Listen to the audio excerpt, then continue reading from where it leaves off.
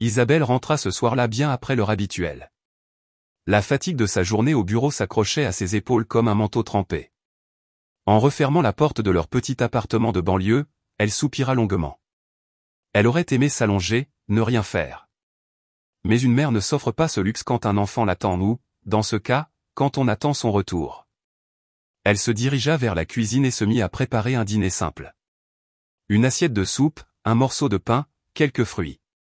Quelque chose de chaud et rapide, pour qu'Élise puisse manger à son retour de son cours de piano. Isabelle avait le regard rivé à l'horloge. 19h55, toujours aucune nouvelle. Elle posa son téléphone sur la table, puis le reprit immédiatement, le vérifiant nerveusement. Rien. Elle commençait à froncer les sourcils lorsqu'un message arriva enfin. Maman, Monsieur Michel a dit que le cours durerait 30 minutes de plus. Je serai un peu en retard. Isabelle répondit aussitôt. D'accord, ma chérie. Mais rentre vite, il fait déjà nuit. Elle resta figée un instant. Michel. Ce nom, pourtant banal, déclenchait en elle une tension sourde. Depuis quelques semaines, Élise passait beaucoup de temps avec ce professeur nouvellement arrivé à l'école d'art voisine. Un homme de 45 ans, au regard intense et au discours charmant, trop charmant. La clé tourna dans la serrure, et la porte s'ouvrit doucement. Élise entra. Te voilà enfin, dit Isabelle, un sourire léger aux lèvres mais une pointe d'inquiétude dans la voix. Pourquoi cette prolongation? Élise, les yeux cernés, évita son regard. Monsieur Michel voulait que l'on répète une nouvelle pièce. Je suis désolé. Ce n'est rien. Viens manger, tu dois être épuisé. Je n'ai pas faim, maman. Je vais juste monter, je suis crevé. Sans attendre de réponse, elle monta l'escalier à pas rapides. Isabelle resta un instant figée, le cœur plus lourd encore. Plus tard dans la nuit, vers 2h du matin, un bruit léger tira Isabelle de son sommeil. La pluie battait les vitres avec une régularité presque inquiétante. En se levant pour vérifier si tout allait bien, elle remarqua un mince filet de lumière filtrant sous la porte de la chambre d'Élise. Elle frappa doucement.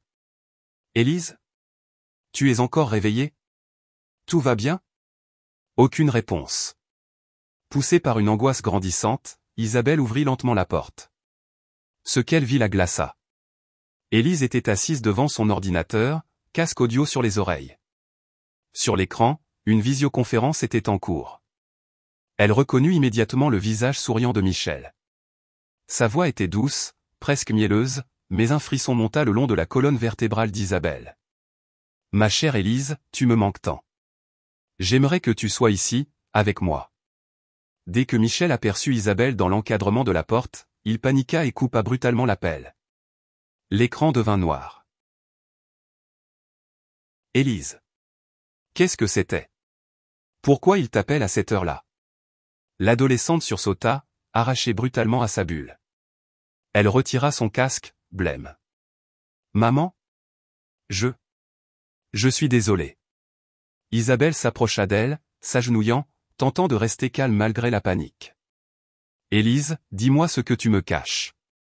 Les larmes montèrent immédiatement aux yeux de la jeune fille. Il m'a dit de ne rien dire à personne. Il a dit que tu serais en colère, que tout le monde me haïrait si je parlais. Isabelle la prit dans ses bras, la serrant fort. Ma chérie. Jamais je ne pourrais te haïr. Tu n'as rien fait de mal. Ce n'est pas de l'amour. Ce qu'il fait est mal, c'est de la manipulation. Tu comprends? Élise hocha doucement la tête, sanglotant de plus belle. Il a dit que c'était notre secret. Qu'il m'aimait vraiment. Mais j'ai peur, maman. Je suis tellement fatiguée. Isabelle la berça en silence, le regard plongé dans l'obscurité de la chambre. Elle savait désormais que le silence n'était plus une option. L'aube perça à peine lorsqu'Isabelle ouvrit les yeux. Elle n'avait pas dormi. Le visage d'Élise, trempé de larmes, hantait ses pensées. Les paroles de Michel résonnaient encore dans son crâne comme une menace voilée. Un professeur? Comment avait-elle pu ne rien voir? Isabelle se leva d'un bond.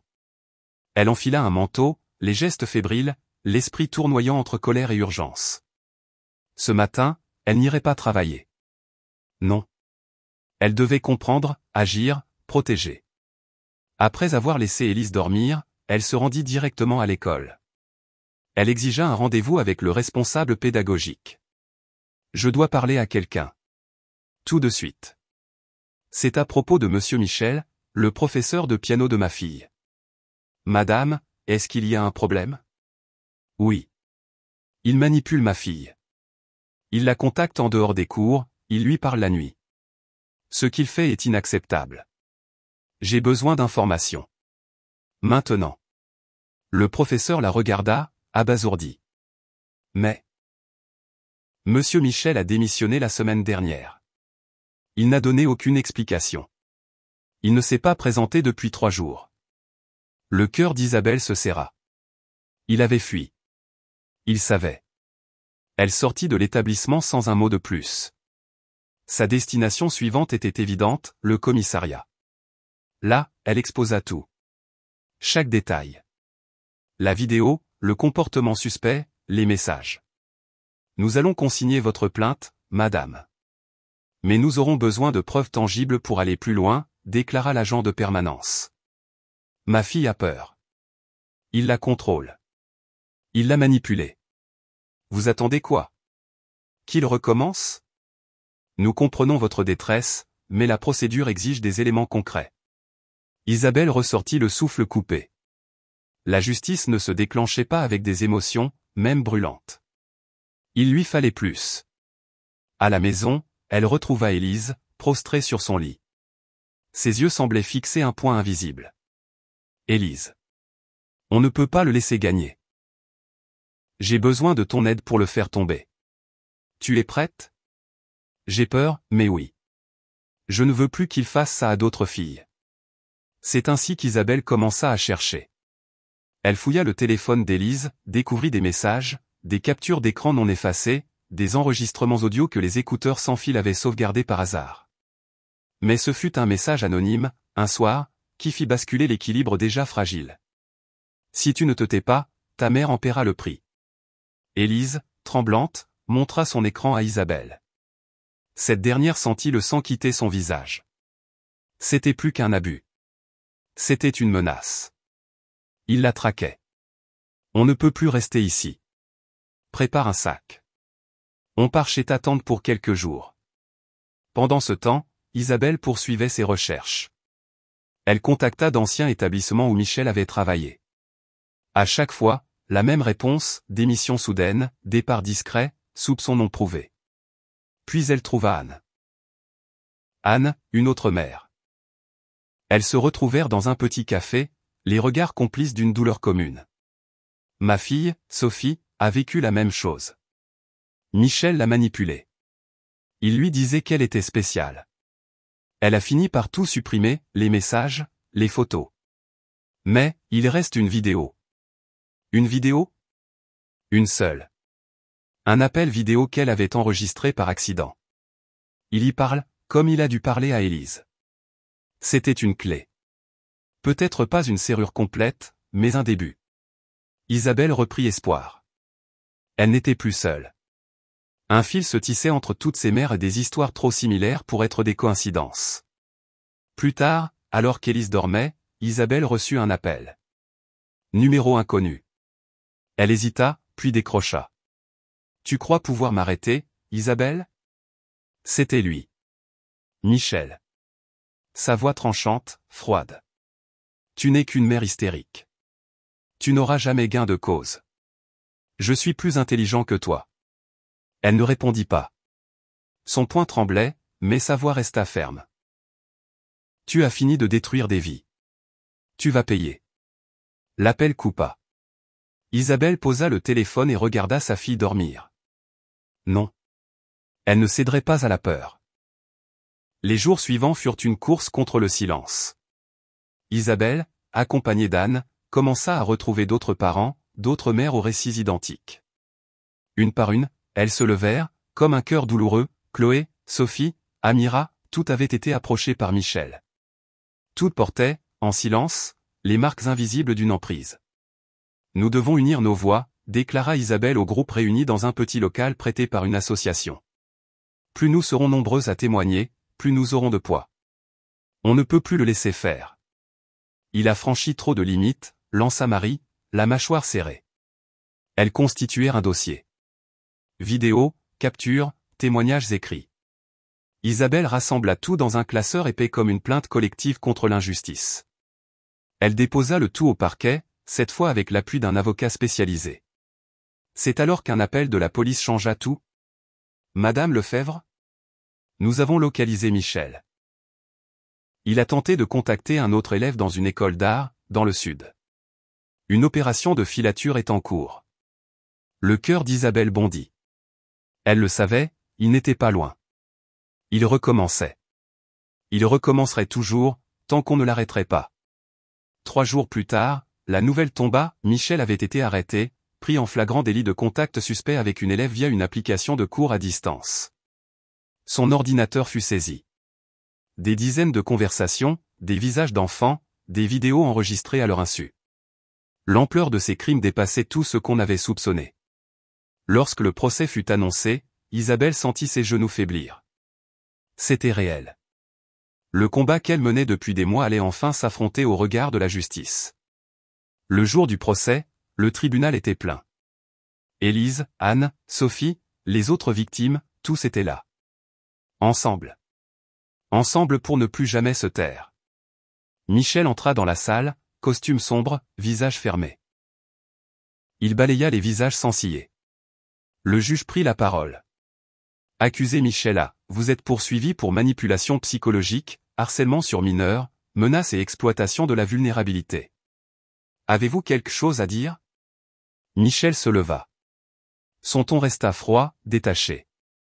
Je n'ai fait que transmettre ma passion. Ces accusations sont fausses.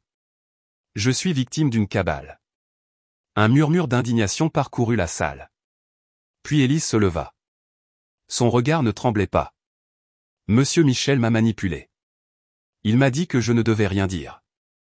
Il a utilisé de jolis mots pour me faire croire que c'était de l'amour. Mais j'avais peur. Chaque message, chaque appel, c'était de la peur. Et personne ne mérite ça.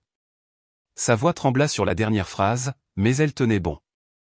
Sa mère, en retrait, pleurait en silence, fière de ce courage. Les témoignages s'enchaînèrent. Une à une, les jeunes filles prirent la parole. Et peu à peu, un portrait accablant de Michel se dessina, un homme manipulateur, stratège, qui utilisait la confiance pour se glisser dans l'intimité, avant d'y planter ses griffes. Après plusieurs jours de procès, le verdict tomba. Michel A est reconnu coupable. Il est condamné à 12 ans de prison ferme, interdiction définitive d'exercer toute activité en lien avec des mineurs, et obligation de suivi psychologique. Un silence lourd tomba dans la salle. Puis, lentement, les victimes et leurs familles se levèrent. Des larmes coulèrent, mais cette fois, elles n'étaient plus de peur. C'étaient des larmes de délivrance. Dans les semaines qui suivirent, Élise retrouva peu à peu un équilibre. Elle retourna au collège, accompagnée d'un nouveau professeur de musique, une femme douce, passionnée, qui elle aussi avait connu l'abus, et avait fait de la musique un refuge. Un jour, Élise s'approcha du piano et dit : « Je veux écrire une chanson. Elle s'appellera Plus de peur. » La chanson devint un symbole. Elle la chanta lors du festival de l'école, devant un auditorium en larmes. Ses paroles parlaient de lumière, de vérité, et de renaissance. Je suis forte, je suis libre. Plus de chaînes, plus de nuit. Ma voix s'élève, je dis oui. À la vie, à l'amour, à moi. À la fin de la performance, toute la salle se leva pour applaudir. Isabelle, au premier rang, la main sur le cœur, savait que sa fille était en train de renaître. Quelques mois plus tard, Isabelle rejoignit un groupe de soutien pour les mères d'enfants victimes d'abus. Là, elle raconta son histoire, et écouta celle des autres. Ensemble, elles construisaient une communauté, un bouclier contre le silence. Je ne pensais pas survivre à ça, disait-elle souvent, mais aujourd'hui, je sais qu'en levant la voix, on peut sauver bien plus qu'une seule vie.